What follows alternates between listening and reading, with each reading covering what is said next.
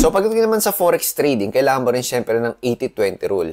And alam mo ba, 20% lang dun yung strategy, kung anong indicator, kung anong broker, nasa 20% lang yung mga yun. Yung 80% na pinakakailangan mo talaga, alam mo kung ano? Personal development. Ulitin ko, 20% lang dyan yung strategy, anong lot size, anong risk management. 80% talaga ng success mo sa forex trading nanggagaling sa personal development mo. So, dyan natin papasok yung mga grit, patience, discipline, focus. Sa tagal ko na sa forex industry, yung mga pinaka naging successful na forex traders talaga ay hindi yung may mga magagandang broker na mabababa spreads, hindi sila yun. Hindi rin yung may pinaka magagandang strategy or pinaka maraming indicator na ginagamit. At hindi rin yung may mga pinaka malalaking kapital. Yung mga pinaka nagiging successful talaga ay yung may FGD.